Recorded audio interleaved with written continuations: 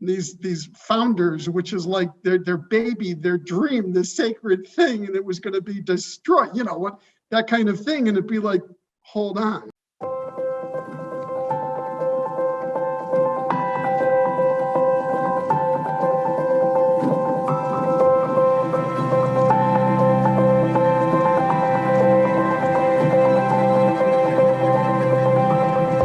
Welcome everyone to Seek, Go, Create. This is your host, Tim Winders. We've got such a fun conversation today. We are going to do a deep dive into leadership. Our guest has written a book called Right Leader, Right Time. Great title. We're going to be talking about that. And there's another book he wrote that I wasn't able to read. I'm going to ask about that. So heavy duty leadership conversation. So we'll get to that in just a moment. Before I do, I want to remind everyone that your host, Tim, has written a novel. Yes, you heard that correctly, a novel. And depending on when you're listening to this, it has probably been released and you could get more information on it. But it's interesting. It was a novel. It's a story. It's got some leadership principles. And I kind of have described it as an inspirational story with a little bit of edginess and a supernatural twist. I'm not sure exactly what that means, but hopefully it intrigues you enough to go get the book. But recently I was interviewed on a radio show and the host had read the book and she actually said, this is almost like a leadership novel, which I had never thought of. I mean, I was just trying to write a cool story that had some principles in it that I would want to learn and that I'm hopeful that the reader wants to learn. And so I just thought that was really cool. So I should be calling it maybe a business or leadership novel, but go check it out. It's at timwinders.com/book, timwinders.com/book. And whenever you go there, you'll be able to get the latest information on it and just check it out. Look forward to hearing what you have to say about it. And excited that we're getting this out to the world. So anyway, today we have Robert Jordan as our guest, and I've got a bio here that's massive. I mean, he's got a background. He's launched companies, helped other owners and investors build their companies for 25 plus years. So many other things. He runs InterimExecs, which is a great sounding company that we're going to talk about. Coming to us from Chicago, but this is actually the best intro that I saw of him. I think it was from LinkedIn. And he says that he's bringing growth and transformation to companies through rockstar executive talent. Robert, welcome to Seek, Go, Create. Thanks so much, Tim. I'm so honored to be with you. And, listening to you, I feel like we could have a conversation all day. I believe we can. We were kind of joking earlier. It's like, we try to keep the conversations to 60 minutes or less. It's like, dang, I've got so many things. It's kind of. I got to start because I started listening to your podcast, and then I went back to your origin story. And as soon as I started listening to your origin story, my brain exploded, and I was like, oh my God! It just started me on my own origin stories, plural, and it was like, this is great. Yeah, even though you were writing what you were talking about was quite serious, and we've got some similar experiences there. Wow, we're good. Well, we'll dive into that. My first question, let's get this out of the way. Robert, I've got this bio and we'll include it in the notes so people have it. You've got so many things that you've done, but when you bump into people, you and I just see each other on a plane or something like that, and I ask you what you do, what do you typically tell people?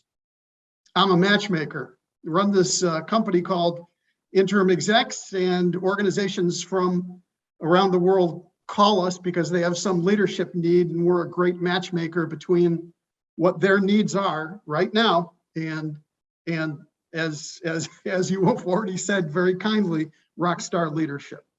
Yeah, I love the term matchmaker because that really is a great definition, and it's so needed with all that's going on in the world. I want to dive into that later.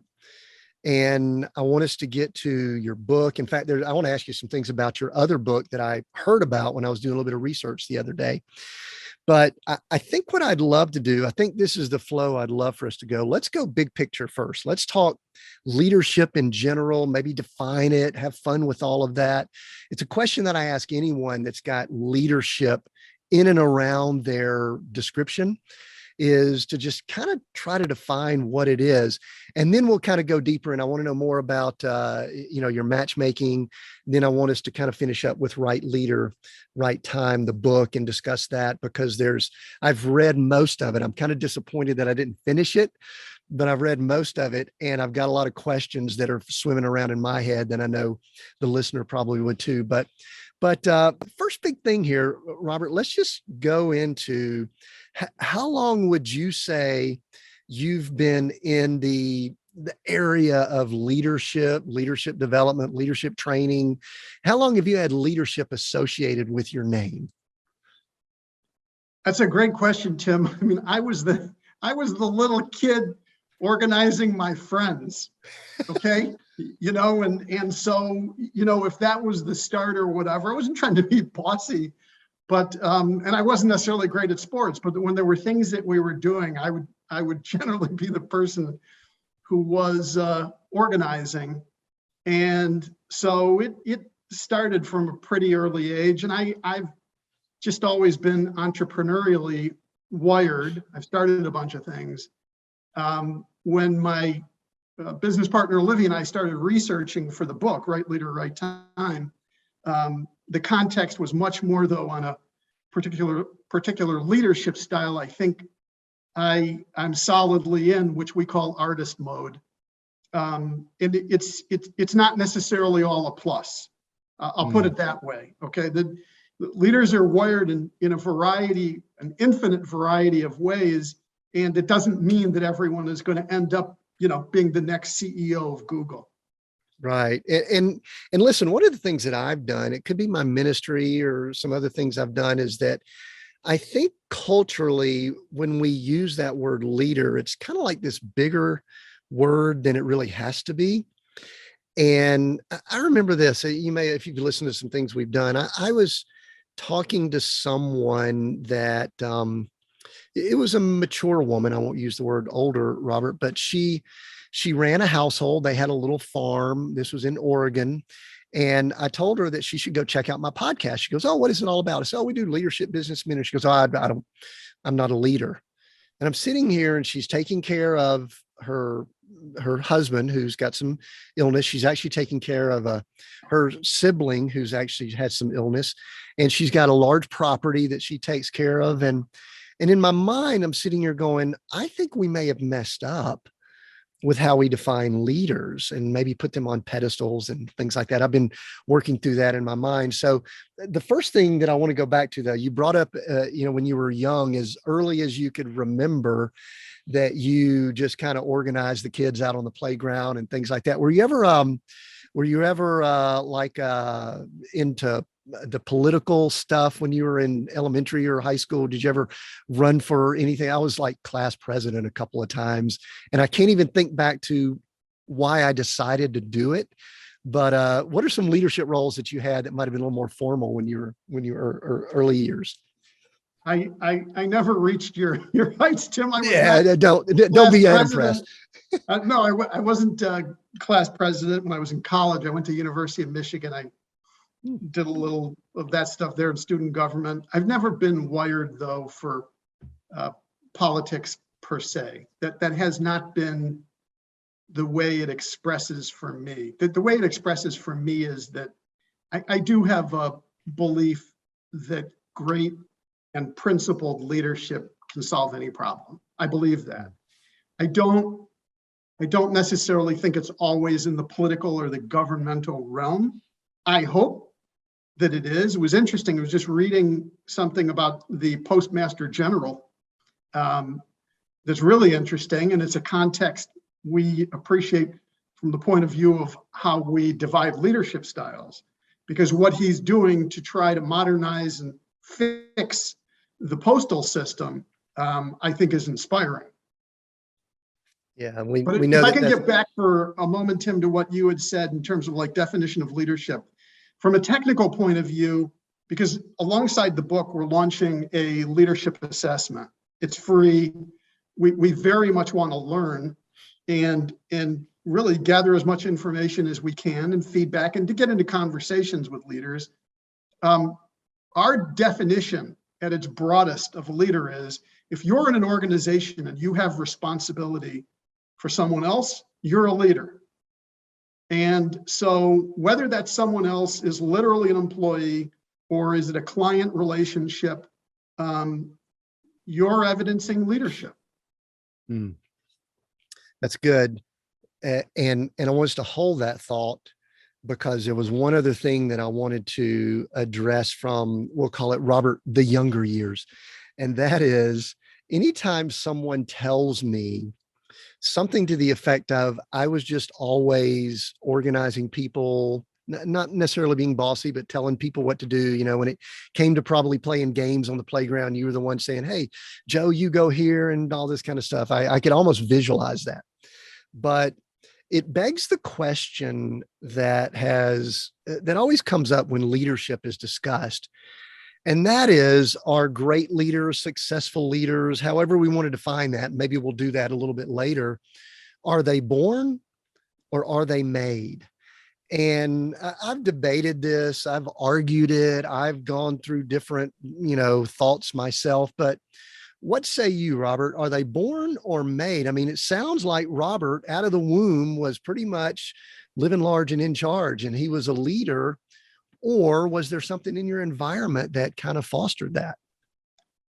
Well, it's a great question, Tim, and I'm going to tell you what my thinking is based on all this research and interviewing and writing forces you, as you know, because you're a writer. Writing forces you to say this, not that, to choose a path. And I believe for leaders, it is completely based on your style. So we discuss in the book these 4 styles, which I know we're going to get into at some point: fixer, artist, builder, strategist. And for short in the book, a lot of times we call it FABs. Okay. My particular style, which is strongly artist leader driven, I believe is a compelled style. And what I mean by that is it is somewhat innate. I think in a lot of cases it comes from pain. It is something that leaders express, in some cases, to their peril. A lot of creatively, innovatively driven people do what they do because they feel they must do it, even at the sacrifice of income, even at the sacrifice of prestige, that it's simply the way they view the world and therefore the way they view work. I don't think the same is true of all other work styles. For example, people who are wired as fixers, which is to say they love turning around broken situations, most of those people, it's not exactly fall into it, but in the corporate realm, at least, for a lot of those people, they start out somewhat undifferentiated, if you will. They have promise, they go into something, and at some point, somebody sees something in them, and there's a broken division, there's a broken project, a broken client relationship, and they figure, I'm going to throw Tim into this just to see what happens. And they throw Tim into it, and he crushes it. And it turns from a one-off to where that person says, oh my God, that was amazing. I need to do that again. That wiring of fixer, I'm not sure that it is necessarily coming out of the womb, but that sense of I'm going to run into the burning building is part of it. It's just our definition of fixer is they want to keep doing that over and over again in their work experience. Yeah, and I as I was reading through the book, and we're going to start bouncing a little bit here, I could tell, as I was reading through the book, I actually went to take the assessment on your site. I don't know that it's up live yet, because I was sitting here talking to my wife. I go, oh, let me read through these styles to you, because we love doing things like strength finders, and we kind of love that one as a base level. And I've actually done DISC, and we all know the Myers-Briggs and stuff like that. But I was as I read them going, oh, I could see myself being that way. And then I don't know if this is arrogance or whatever. I said, but you know what? I got a little bit of that in me. And it's like, oh my gosh, I am a builder. I like to build new things and all of that. And then strategist was what, when I do strength finders, both my wife and I, our number one strength out of the strength finders from the Gallup polls is we're strategy. Strategy is our number one strength in those, and it sort of relates to the way y'all define it. It might be a slightly different, but yeah, I mean, so I'm sitting here. So later, I'm probably going to pin you down and say, all right, you've studied me a little bit. We've talked for a little while. What do you think I am? So we're not going to get to that yet, because I want to, I'm still at kind of at a macro, and then we're going to talk a little bit about Robert. Before we really go into it, I like to ask the question, assess the state of leadership in our world today. Where are we at as far as, all right, we've been training leaders now, let's say the industrialized world now for 100+ years. We've been in a corporate setting, we've had people working for people in close quarters, not necessarily an agrarian society, hunter-gatherer and all that type stuff. How are we doing? What would you say? Are we doing really well? Do we suck? What is going on with leadership? Because when I look across the horizon, sometimes I'm extremely optimistic, and sometimes I'm going, oy vey, oh my gosh, we got issues. What do you say, Robert? Man, that's a great question. This one alone we could do for a long time. My snap reaction to that is, God help us. The state of most leadership, Gallup organization, 90% of leaders are in the wrong roles. Research that says 95% of your employees don't even know clearly what your mission is. That's a failure of leadership. Technology does not help. A good friend of ours, senior executive at one of the biggest technology companies on the planet, and was talking about this engineering mindset in leadership that tries to reduce the issue down to metrics and to technology, and that I get it. And for measurement purposes, yes, it makes perfect sense, but we're still in a human business, as in being human beings dealing with each other. So the challenges are clearly out there. They have not lessened. There is nothing in technology now. Nominally, you could say there are things that make the game of being a leader better or easier. There is more transparency. The fact that you have voice, Tim, that you can speak and you can speak to the masses, that's a form of power that did not exist before. It's speaking truth to power. That's very valuable. But the challenge of being a leader within an organization, as present as it's ever been, one of the people we interviewed, he said something to the effect of, it's never over. You are never fully arrived at this, no matter how good you are. You can think you've just had the greatest day in the world, and everyone thinks you're incredible. And the next day, your favorite manager or employee quits. So apparently, you weren't shining as much as you thought. It's hard. Yeah, and I think the thing that, as you were saying all that, Robert, it's almost as if this is where I'm going to go a little bit of my not optimistic viewpoint. It's almost as if the challenge is greater than a person can handle. Like, there's so much coming at us that there's no time to really rest. There's so much stimulus. There's so many things going on. That's when I get a little bit discouraged. But then I actually look at some things like you're doing. And I don't know that this is your mission, but I think this is probably where you and I could say, this is where you and I lock arms with some other people out there, because I believe that we are attempting, tell me if I'm right or wrong on this, we are attempting to solve the issue of the challenges that leaders have in the world today. Is that correct? Is that your mission? Yes. And you, Tim, are exemplifying it. And, at the beginning of the show, I said, I thought we could talk all day, and I'm thrilled to be with you, because what you're touching on is where I would go with this is moral compass. That the act of leadership, we hope, what we want to espouse is what is principled, what is accountable, to be held to account. much of leadership is not. And it's interesting, my co-author, Olivia Wagner, we've been business partners now for 13 years. We took 5 years researching, interviewing, and writing this book, okay?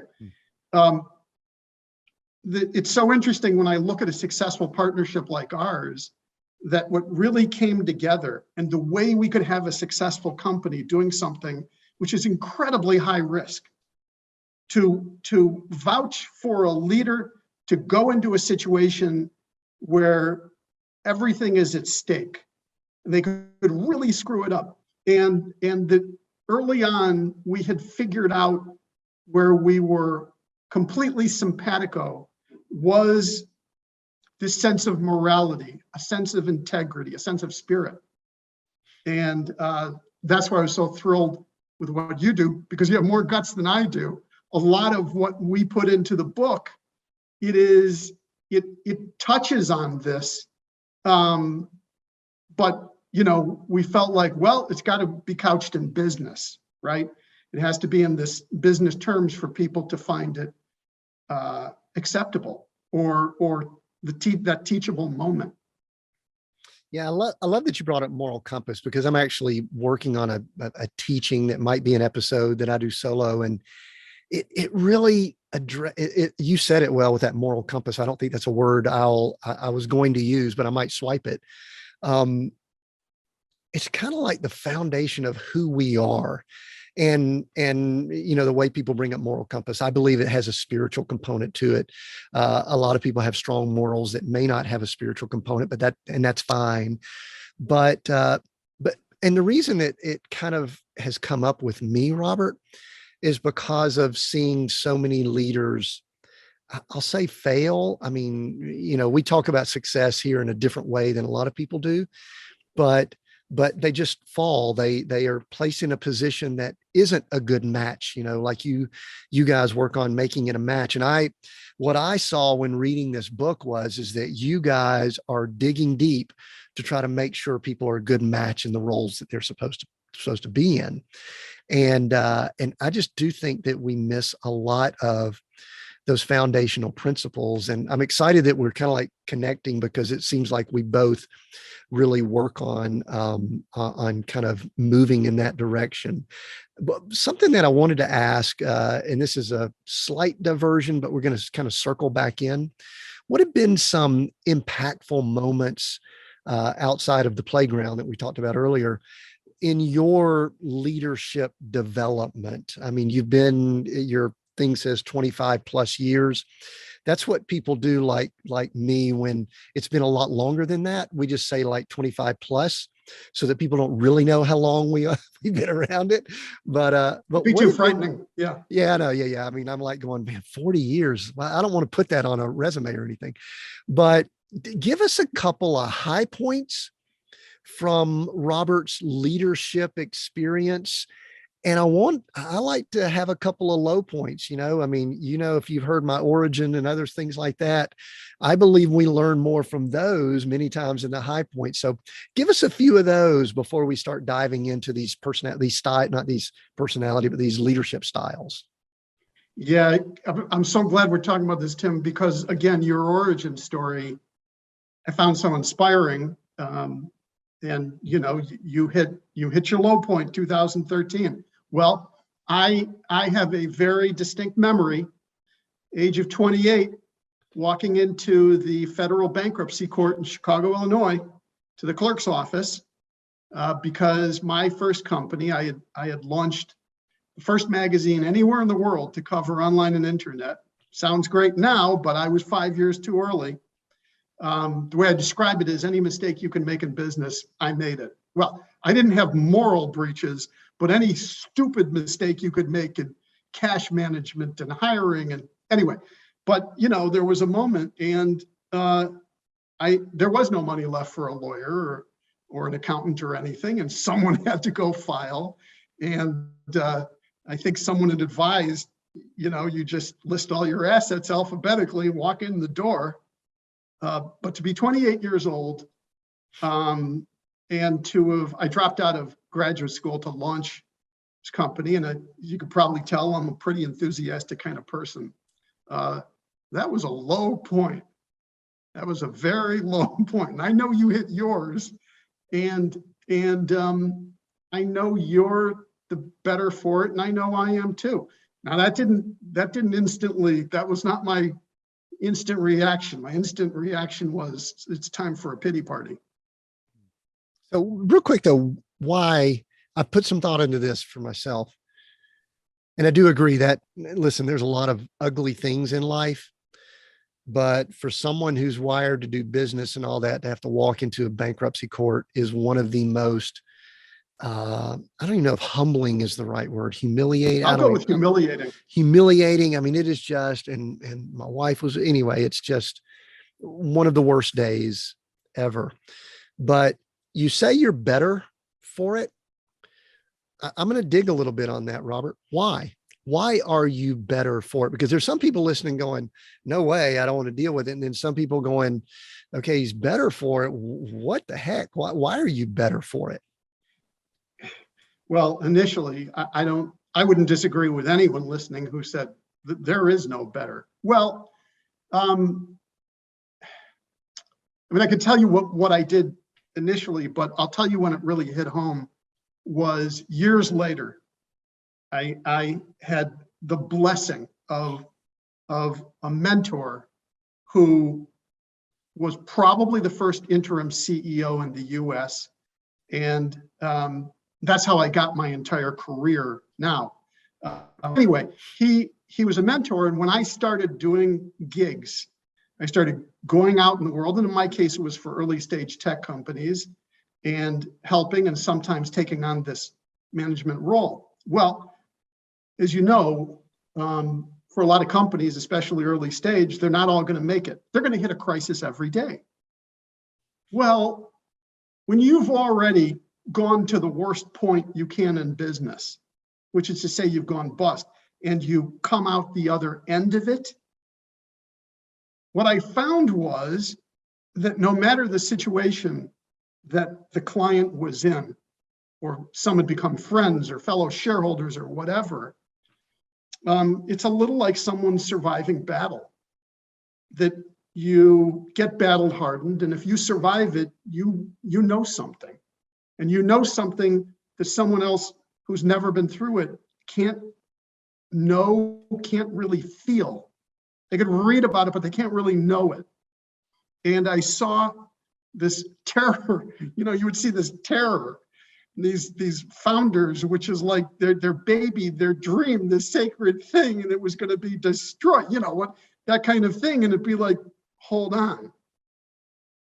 And I thought, oh my God, I can't believe it. I actually got something out of the fact that I had to go through that mess.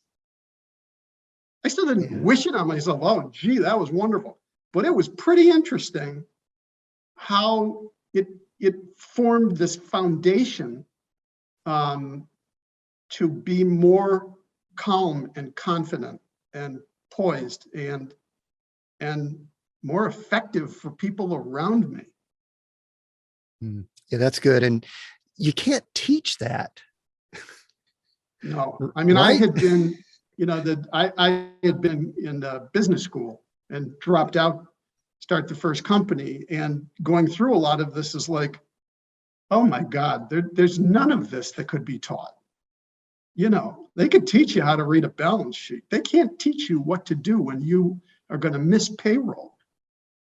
When your employees are looking at you on payday, oh my God.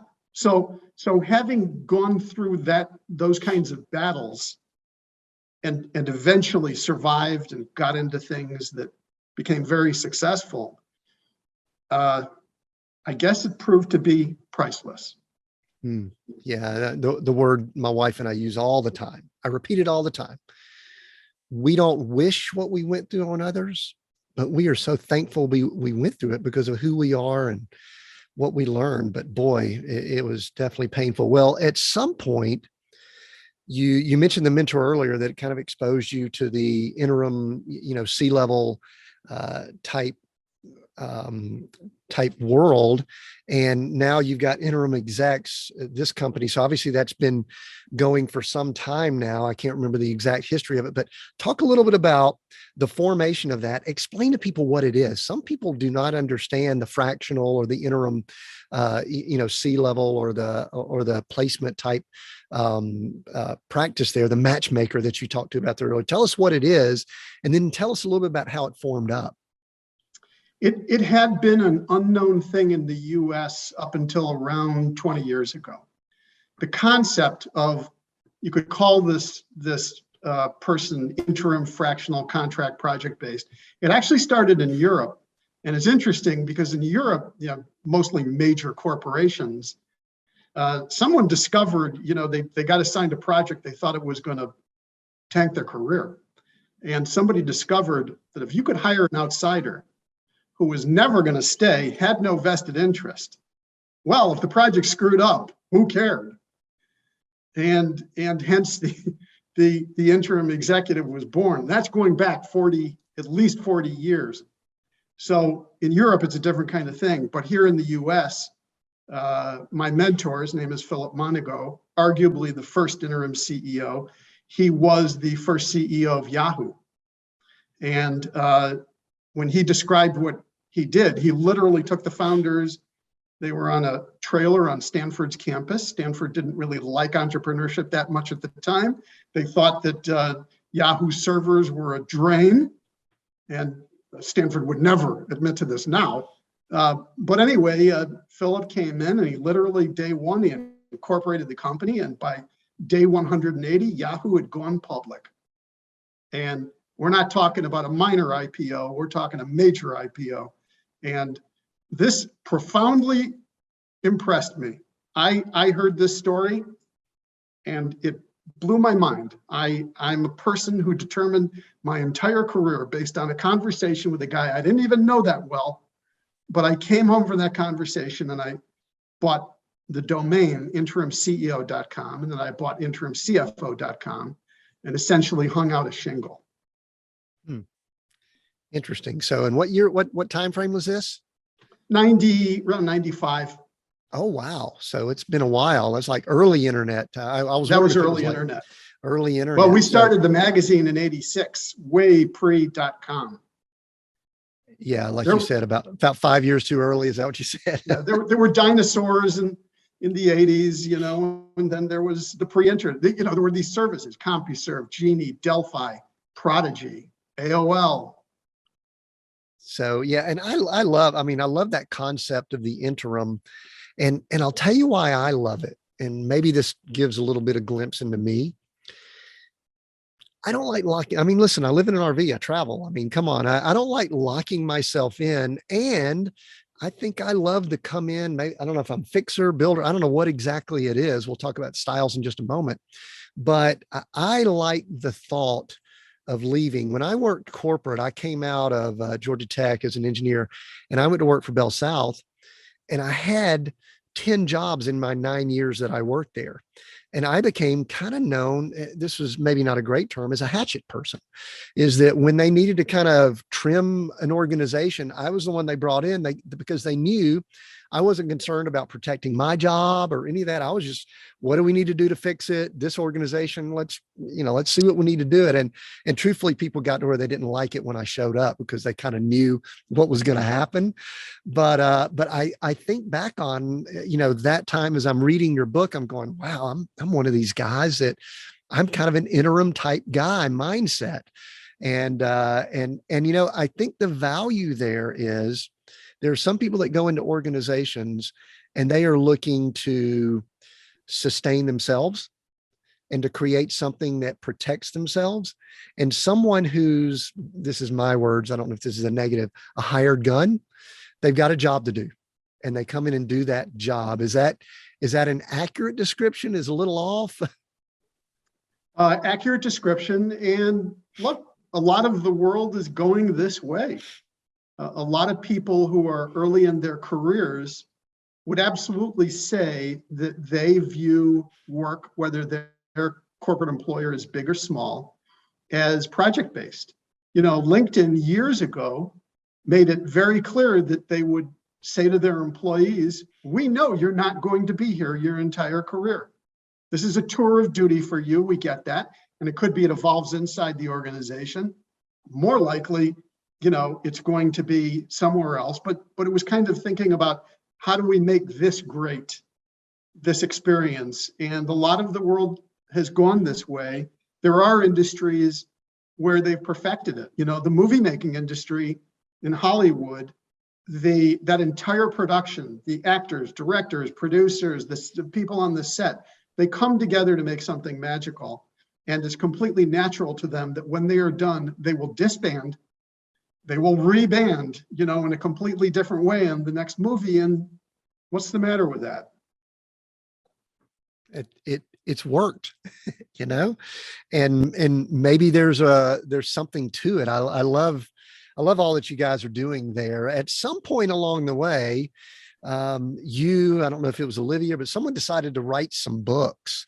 And the book that I missed was How They Did It, $1 Billion Insights from the Heart of America. Tell us briefly about that and why. I think that was the first one. Maybe if it wasn't, let me know, but a little bit about that. And then we're going to spend the rest of our time talking about these leadership styles.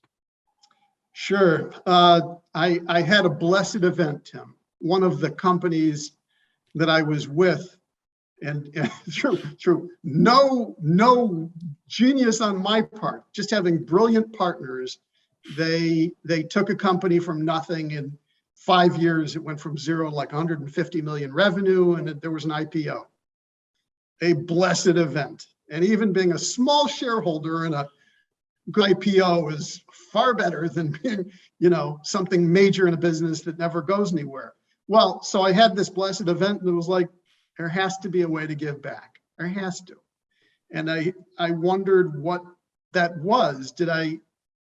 I've been in the Chicago business community my whole career. Did I want to organize something philanthropic? Did I want to start a venture fund here? Whatever. But I had, publishing roots. I've been in magazine publishing, and I have to tell you, I have a little pet peeve. Okay, when you've been around technology, there's this bias, had been for sure, that if it's not in Silicon Valley, it doesn't really count. I didn't like that at all. And I knew that, my home area, the Midwest, or as we say in the book titled The Heartland, had incredible success. Well, rather than just saying it, it was like, could I demonstrate it?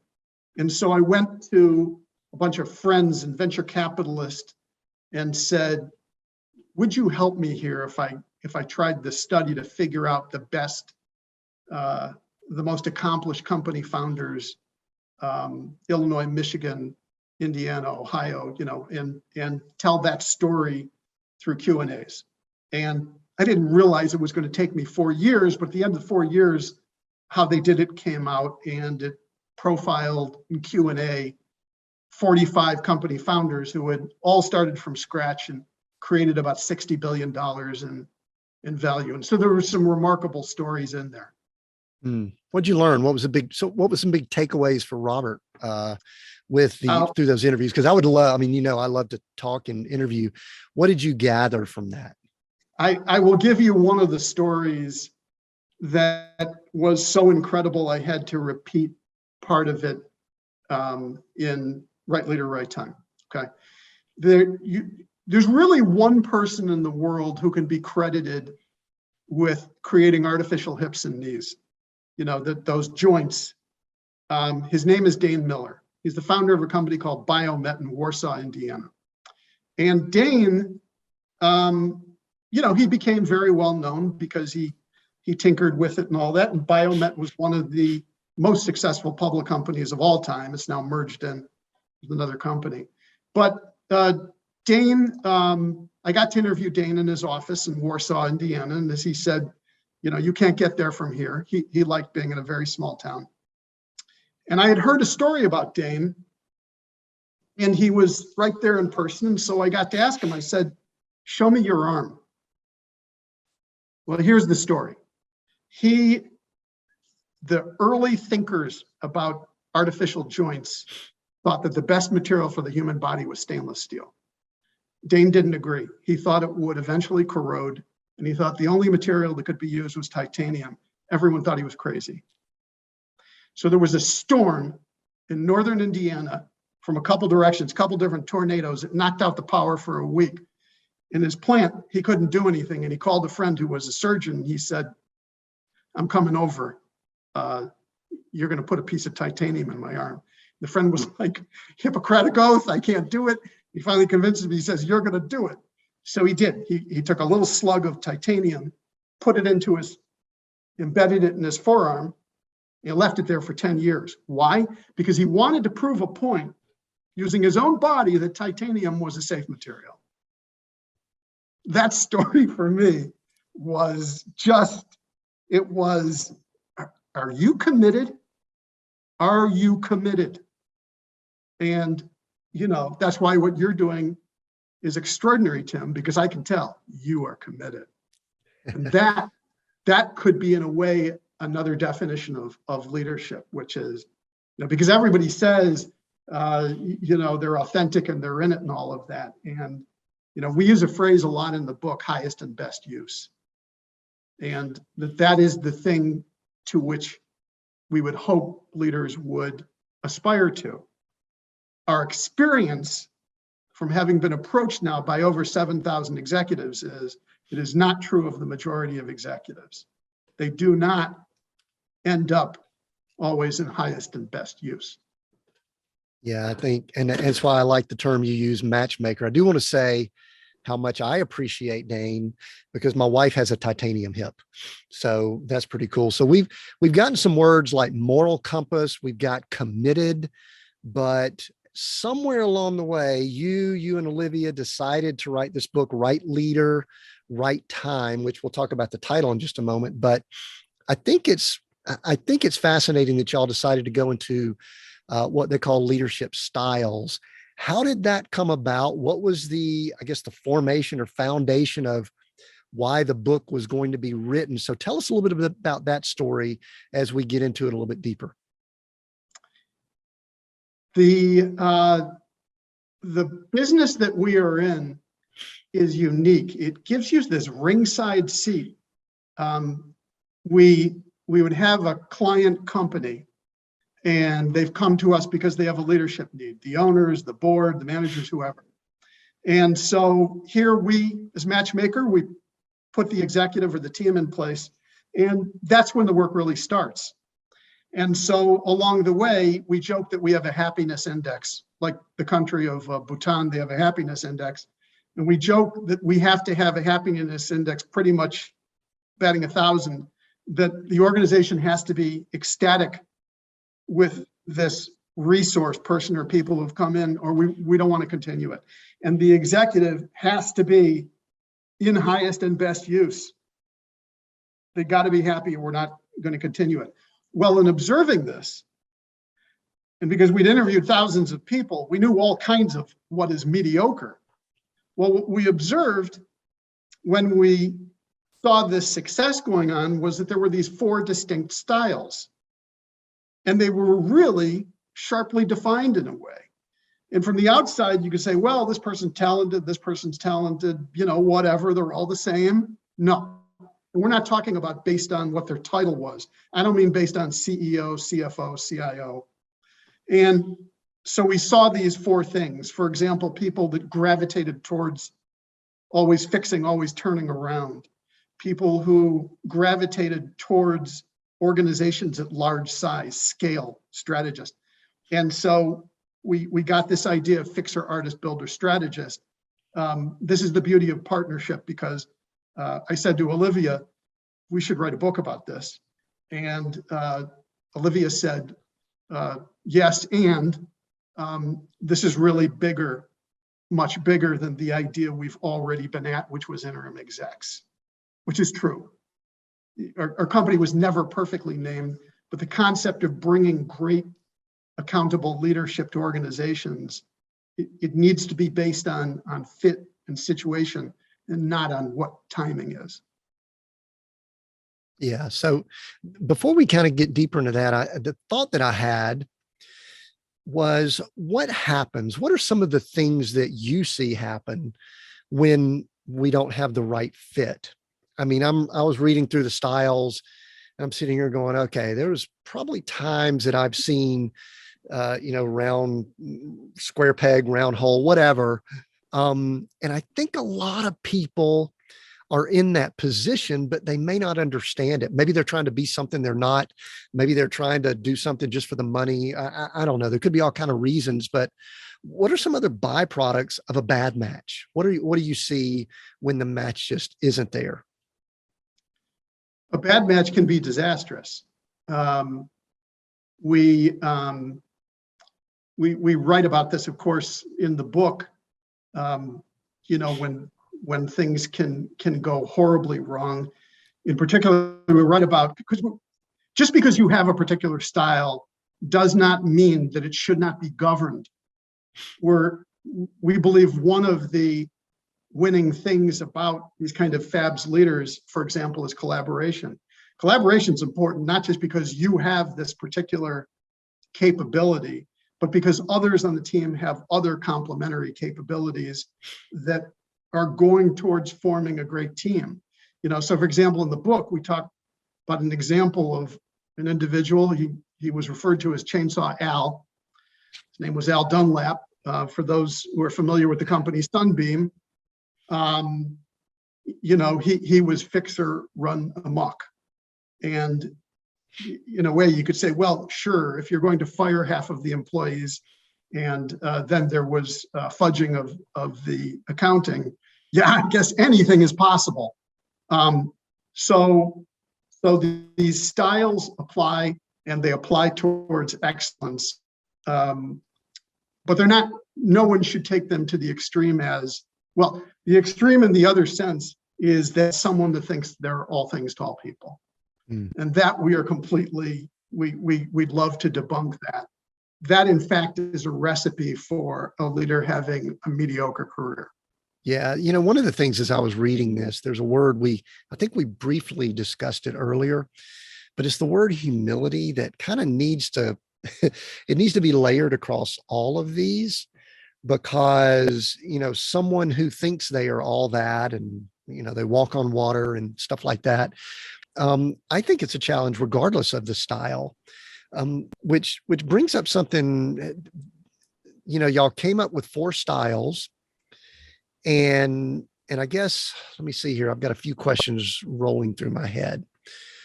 I did an episode. There's a guy named Benjamin Hardy who wrote Personality Styles. He was talking about the personality styles are not permanent. And he just talks about how sometimes people take these styles and they think that that's who they are and they can't change. When people look at the leadership assessment of the FABS styles, is it something that you believe is fixed? Can people adjust? Can they be multiple styles? Talk to us about I don't know if the word is the breadth of it, but, is someone pigeonholed into one for all their lives, or can they change? How does that work? We certainly would not want to pigeonhole anyone. The way we would say it is, we're all on a journey, and it's really hard. I'm not sure someone at the start of career could know. I don't know that it's possible to know at the start, because it doesn't necessarily make sense in your first or your second job. I would say overall, the way we think of these 4 styles is a little bit like DNA. All of what is biological life is made up of just 4 nucleotides, right? But it is to infinite variety.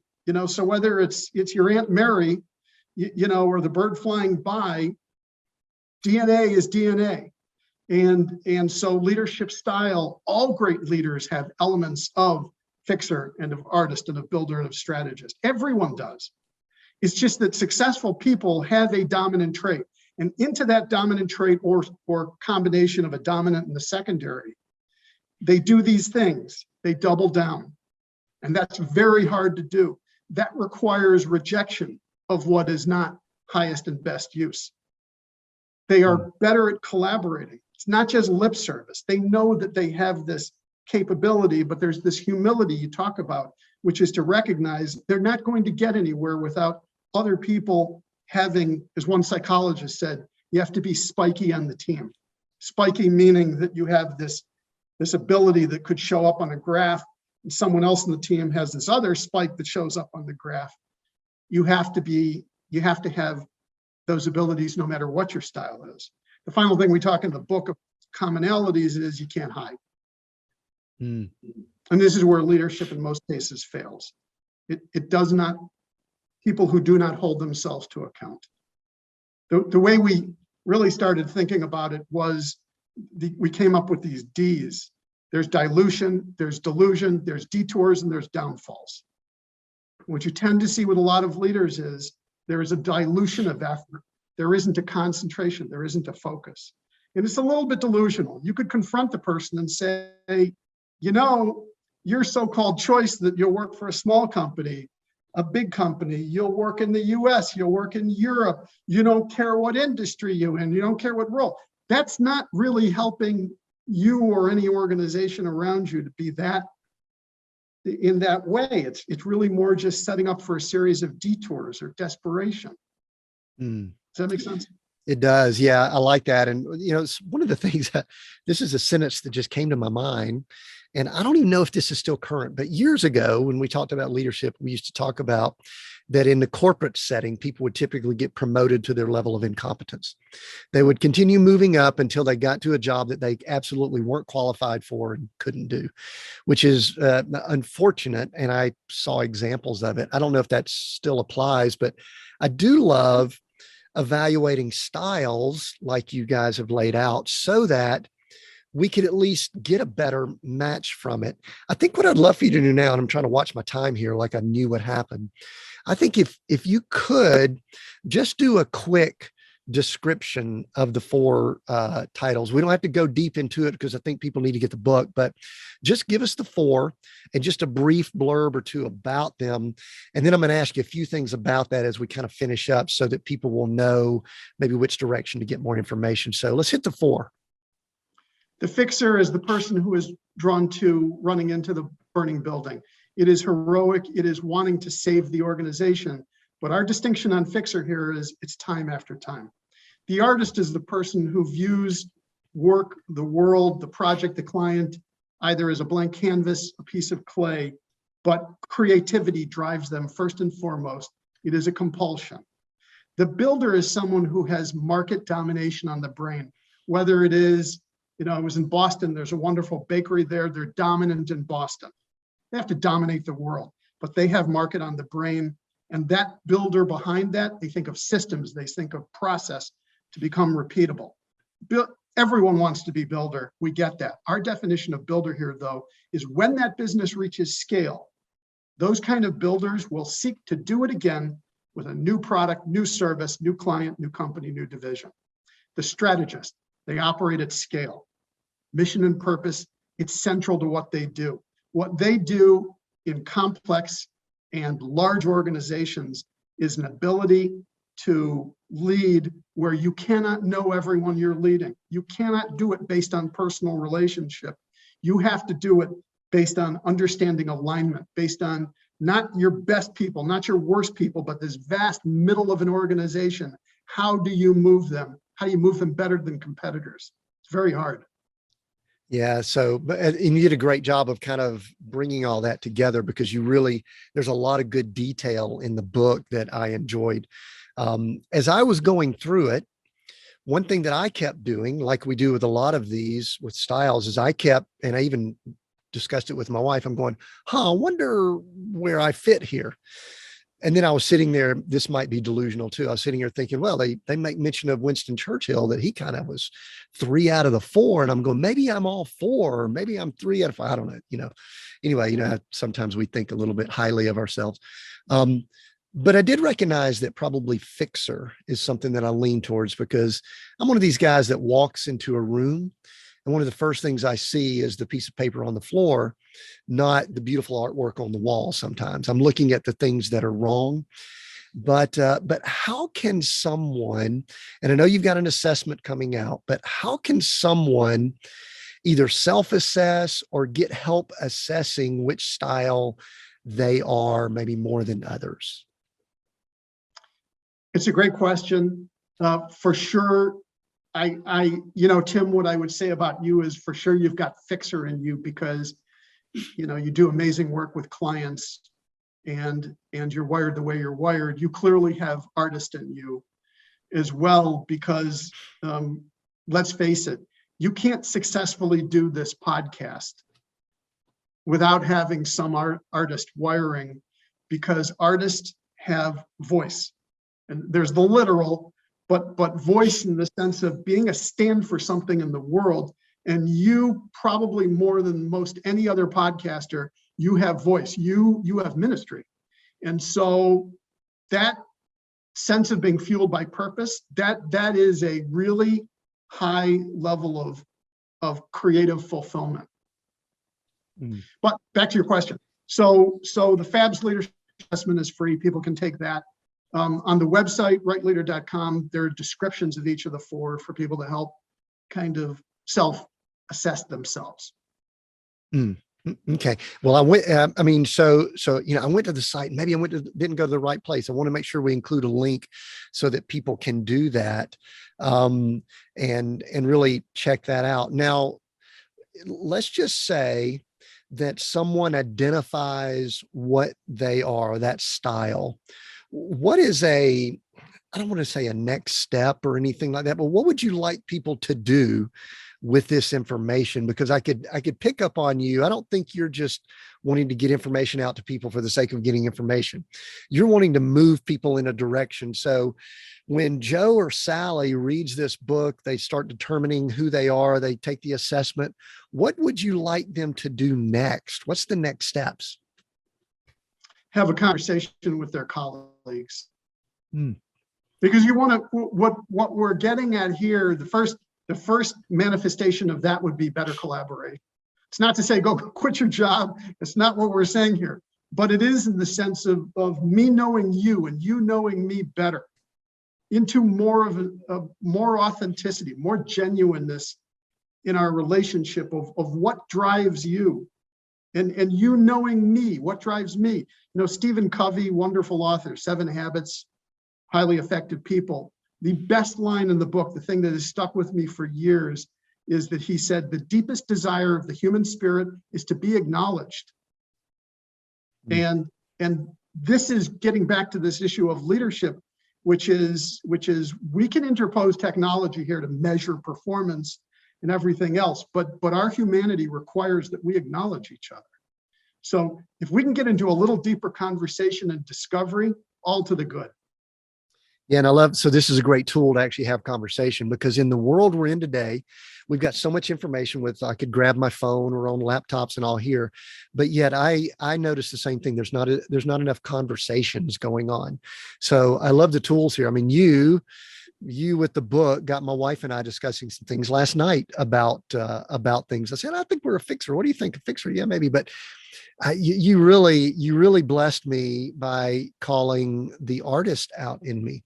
I think because I'm an engineer by training, I have always pushed that artist aside, but yet, thank you for acknowledging, I have just written a novel. I didn't write a leadership. I wrote a novel with story to it. So thank you, Robert. I appreciate that. I think the thing I want us to finish up here until we get all until we get all your coordinates and things like that is the title of the book, Right Leader, Right Time. I know the way you function, and probably Olivia, very intentional about all that you do. Talk to me about the title, why that's important. I mean, I've got all these things going through my head, but I want to hear it from you. And then I've got a few questions that we're going to wrap up with. As we've said, we could go all day, but we need to stop it here soon. Right leader, right time. Talk to us about that. And by the way, I have to say, we think the title is great. We didn't think it up. Our editor thought it up. We agonized for years about what the title ought to be. Should it be fixer, artist, builder, strategist? People were like, no. And the editor, she read it. She was like, this is so obvious. It's called Right Leader, Right Time.